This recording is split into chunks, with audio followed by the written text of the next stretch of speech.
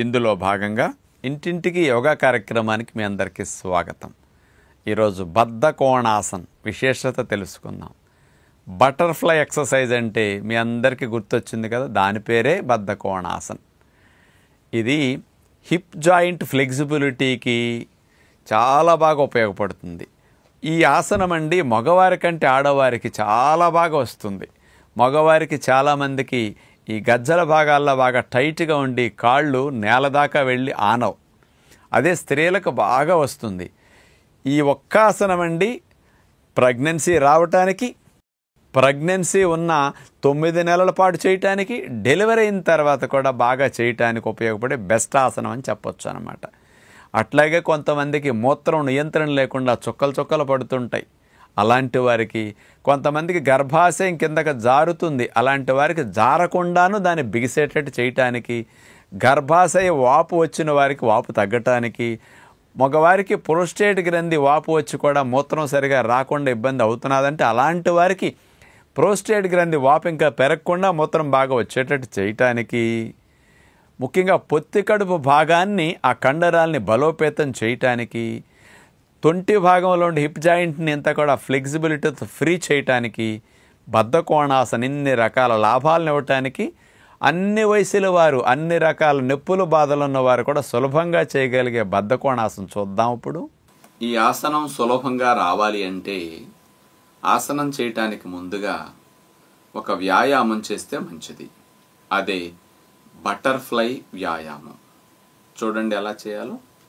చేతు వేళ్లతో 2 కాళ్ళ బొటన వేళ్ళు భాగాన్ని పట్టుకుని మోకాళ్ళ దగ్గర నుంచి కాళ్ళను మడిచి 2 అరిపాదాలు కలిపి నమస్కార ముద్రలో పెట్టేసి గజ్జల భాగానికి మన కాళ్ళ మడం భాగం ఆనేటట్టుగా లాక్కుంటాం.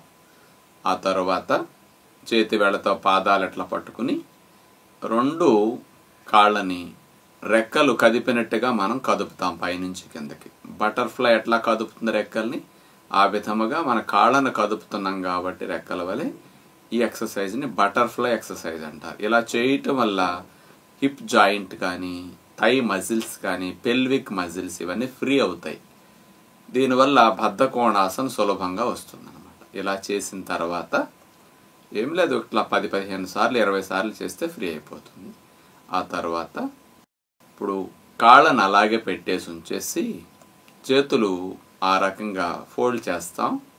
గాలిని వదిలేస్తూ తలని, ఛాతీ భాగాన్ని నేలకు దగ్గరగా వచ్చేటట్టు మనం వంచవలసి ఉంటుంది. ఇప్పుడు చూడండి, గెడ్డం అట్లా నేల కానేటట్లు మనం వంచాలి. ఇది బాగా ఫ్లెక్సిబిలిటీ ఉంటే ఇలా వంగుతుంది. మరి ఇలా కష్టంగా ఉందన్నప్పుడు మాడు భాగం నేల కానిచ్చినా కొంత సరిపోతుంది అన్నమాట. పూర్తిగా గడ్డం భాగం అవకాశం ఉంటే ఛాతీ భాగం కూడా ఆ చేతుల భాగానికి, కాళ్ళ భాగానికి తగిలేటట్టుగా మనం వంగవలసి ఉంటుంది.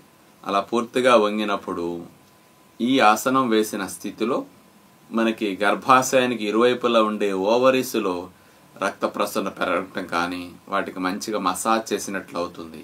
ఆ భాగాల్లో వచ్చిన కాస్త ఓవరీస్లో బుడగలకి ఈ ఆసనాలు కాస్త కరగటానికి, మళ్ళీ రాకుండా ఉండటానికి ఉపయోగపడతాయి అన్నమాట.